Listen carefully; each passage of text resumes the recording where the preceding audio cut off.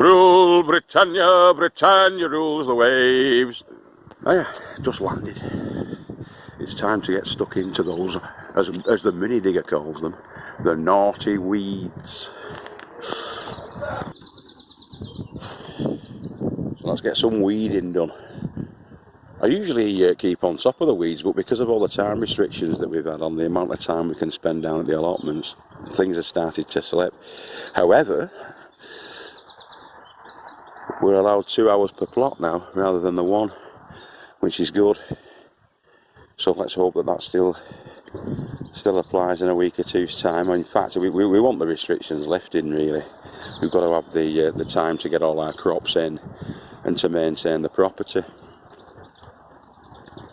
And as I've said about 1,000 times to you now, there is no safer and healthier place than a well-organised allotment plot.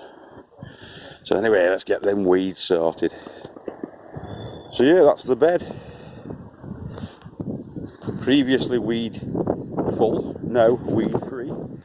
Topped off with the compost and a good sprinkling of 6X concentrated farmyard manure. And the nitrogen, and a bit of bone meal for the roots. So I've done that one, and that one weeded and topped. I'm going to do that one next. I mean, that's just took us to do the weeding in the 3/4 of an hour and to top it off. So I'm going to do that one next, and then I'm going to do this one, and because we got 2 hours per plot now, that should leave me with another couple of hours to get the plantings in to Bradley's cage and the netting on to that one in readiness for the next lot. But there's going to be brassicas in here. It's going to be a brassica tent. Look at that, and I only weeded it the other day. That, sorry about the wind, guys. That's the bindweed there coming through again. The swine, an absolute shower. There's Magic McDerbyshire. Hey up. That canopy's catching wind, that's what that is, isn't it? But it makes doing the same, doing hot weeding today. All weed free. Just got back from your essential work, haven't you, mate? Yep. Come back for some more. What are we doing? Flipping bindweed, that, isn't it? Huh? Bindweed. It's a pain, isn't it? So yeah, that's what me and Mick's on with, isn't it, mate? Yep. Keep calm and carry on. There we are, that's the flag. Right, so Bradley's cage. Again, that's going to get the top dressing of the 6X. It's also going to get some bone meal, which is here. So 6X and bone meal forked through, and then in the planting stations we'll do like we did in the first brassica bed we did yesterday or the day before or whatever it was. So we'll get cracking with that. I need some more lettuce. I didn't think I thought I'd started off a lot more lettuce than I have. Let's see if Joel's got any. You spot the deliberate mistake there. That's bone meal. The other one was chicken poo. So before we start, I'm going to take out all those wayward, what do you call it, bindweeds. It's an absolute pest, bindweed. If you look back at probably a couple of videos ago, I took all of the weeds out of here, and that was literally 2 days ago. And you can see it's already popping up again. It's growing along here as well. So we're going to try and get as much of that shifted as we can before we start planting in our brassicas. So we'll crack on with that. And then, obviously, we've got the components, the amendments to the soil. So I've got my bone meal there. It is defo bone meal this time. We've got the 6X concentrated farmyard manure there. We've got the lime for the holes. What's the lime for, boys and girls? That's right, boys and girls, it's to retard the growth of club root. And then afterwards we've got the Brassica collars, the homemade collars are there, and also the sheep's wool. to keep the slugs off and the cabbage root fly off. So yeah, we'll crack on. Alright, so a fairly generous sprinkling of the bone meal, followed by the 6X. Let's get that on. This is a top dressing, but we are going to fork it slightly in,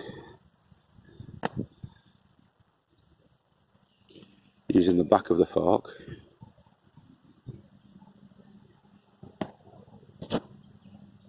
Okay, a few handfuls.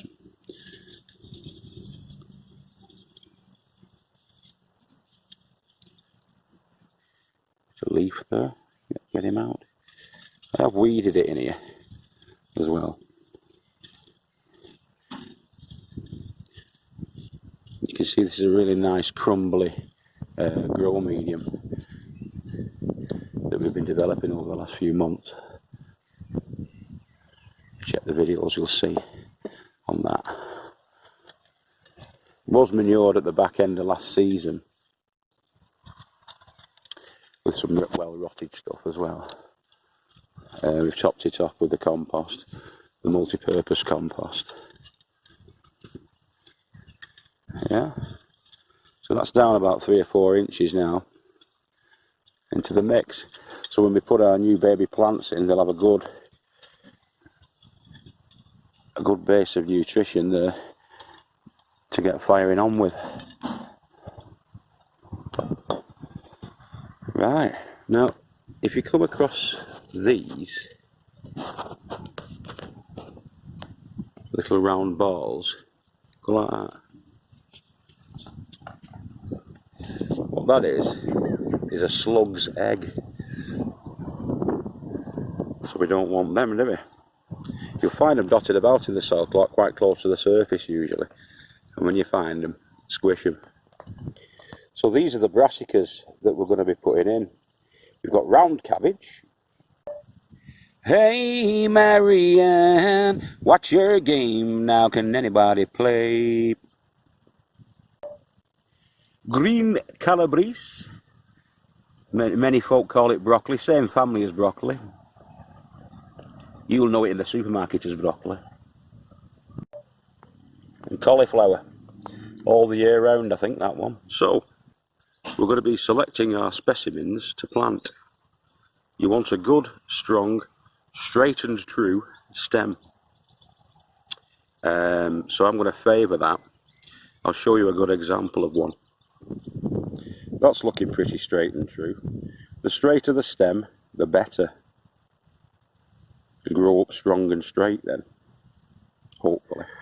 So I'm going to be getting 4 of each of those brassicas and planting them in. This is a 12 foot by 6 foot bed, but there is about 8 square feet that are taken away by the gangplank that I've got in the middle for access to the cage for weeding and things like that. So yeah, I'm going to be putting 4 of each of the big brassicas in, and also getting beetroot in and other things that'll mature quicker. And I'll be into planting. Forgive the wind, forgive it. This is another reason why you need to be down here to water up, because when it's quite sunny and warm and there's a wind, it takes away the soil's moisture. So you need to water up more, unfortunately. See you in a bit. Right. So this is where they're going to be going. We've got the 4 round cabbages there. And then there's 2 broccoli. And then at the back there's going to be 6 cauliflower. Another 2 broccoli. And then the swede for the final 4. So we'll get them in. So we've forked our hole. We add in the garden lime. I'm talking like Joe, but that's okay. We add in our bone meal, a heaping helping. As the bone meal goes in,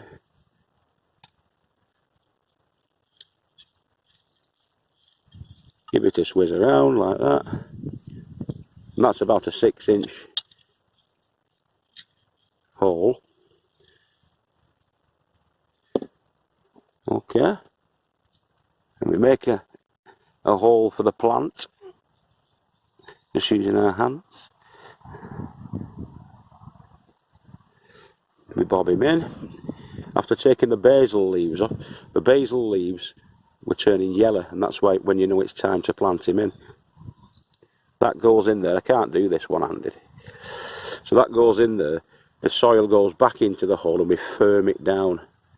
Make sure it's nicely firmed in, because they like a nice firm seat, your brassicas.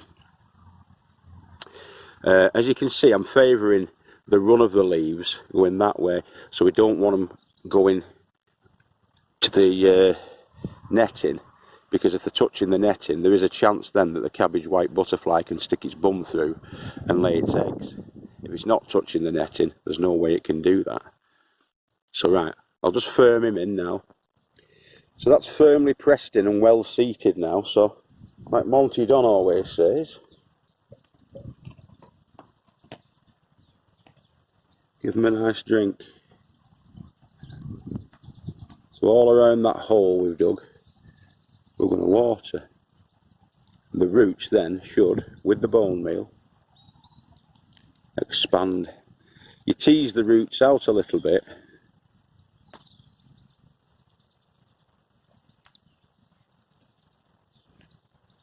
So they know that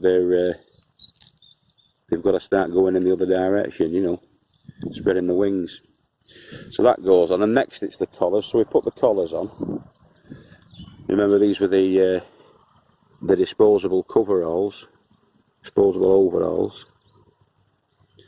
that we cut up. So the slit's going that way, and then the other slit, or the other collar, the slit goes the other way. This is fiddly with one hand. I've not got my tripod thingy-my-jig with me today either. I can do it though. Alright, a little bit more water. That's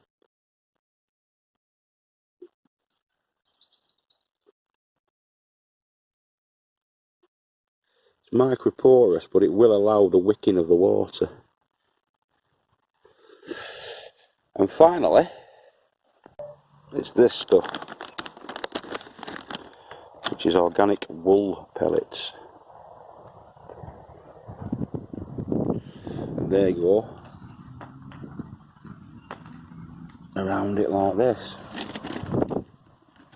Excuse the wind. It's a nice day today, but it's dead windy. It's a bit of a brisk wind as well, a bit of a cutting wind, icy wind today. I'll just finish that off. It's better with two hands. And the slugs do not like that at all. Once that's wet, it becomes a really itchy, scratchy wool carpet, and the slugs won't go over that. Their antennae feel it, touch it, makes the skin crawl, can't stand it, off they go to pester somebody else. But that's it. So I'll do all the rest of them, and job's a good one. Alright.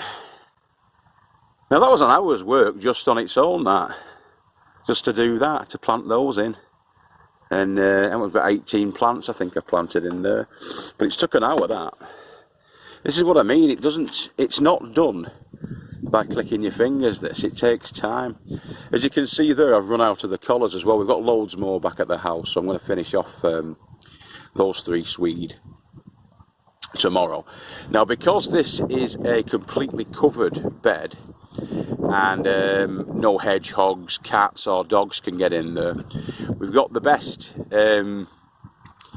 most organic slug pellets we can get. We've got them from the shop. We got them a while ago off Ken. So we're going to put those in as well, because the worst thing is if you lose crops. Now I know we're trying to be 100% organic with everything. No pesticides, no chemical pesticides, herbicides or insecticides. But for the slugs, we're going to be using the slug pellets. As I say, no mammal wildlife can get in here. And if a rat gets in and out, I'm not bothered about that. But as far as hedgehogs, dogs, cats, nothing can come in here. So I'm going to put the pellets down. Now, you can dislike that if you want. It's up to you. I'm not bothered, but that's what we're going to do. It's like John Kohler says. So John Kohler from growingyourgreens.com was one of the first people I got into when I started to study horticultural gardening, allotment gardening. If you've never seen John Kohler, he's brilliant. It's growingyourgreens.com. He does tend to go on quite a bit, John, but his passion and his thirst for knowledge is second to none. Big American grower. Check him out. And he always says, for gardening practice, there's good, better, and best. Now we're all trying to get to best. At the moment, I think we're at good to better. But you do it to grow vegetables, and if the slugs, and we have big slug problems on here. Last year we had we were decimated by them. If you're growing stuff and just to see it be destroyed, it's a waste of time. Literal waste of time and effort. So I'm going to use slug pellets. Sorry, but I am. Okay. But we're going to use them sensibly. They're not going to be left out so that any birds can get hold of them or any sort of mammal, wildlife. Only the slugs will be eating the slug pellets. Trust me. And once they're in the tent, if they're in the tent, the slugs will die before they get outside the tent to be eaten. It's pretty quick acting stuff. So anyway, there we go. That's what we're doing. I hope that's all right with you. And if it's not, well, if you don't like it, you can always do the other thing, can't you? But we're all about sensible, productive growing on this channel. Trying to be as organically pure as we can. But you can't be. Not really at the moment. Next year, we're going to be doing the Namaste slug. So the Namaste slug hopefully will prevent that problem. Tony O'Neill at Simplify Gardening. It used to be UK Here We Grow. He's been using the Namaste slug, and they're called Namacites or something like that. It's a parasite that lives on the slug and basically kills the slug. And you sort of water it into the ground, water it into your site. I've not been able to get hold of any because of what's been going on with the COVID-19 coronavirus carry on. So we're having to use them. Okay. The onanists will be like that. But anyway, I'm not bothered. We're here to grow food for the family. It's not going to affect the plants. And where I'm applying it, it's not going to affect the wildlife. So I hope you can accept that and give us a thumbs up. Comment below. Let me know if there's any other methods without using Namaslug at the moment that we could adopt, and then we'll adopt them if there's a better method. But if not, we're going to be using the pellets. Have a nice night. Friday night tonight, we're going to do a virtual pub with a few of my mates from down south. So it'll be a couple of my actor mates, another lad that lives quite close by to me as well, Dave. And we're doing a virtual pub on something called Zoom. So, yeah, party time. If I don't see you through the week, I'll see you through the window. This is Guru Murphinda signing out. And remember, we love you all. Keep growing with your head down. I'll see you tomorrow, actually. Roll Britannia. Keep calm and carry on. And here are some bonus leaks. I can't do Welsh, so I'll do my best Sean Connery. Enjoy the leaks. Going to get them leeks out the way as well. There'll be potatoes in there tomorrow. Right. Leek and potato soup, I think, tomorrow. Let's get them out. Get them shifted. See you later, boys and girls. Ta-da.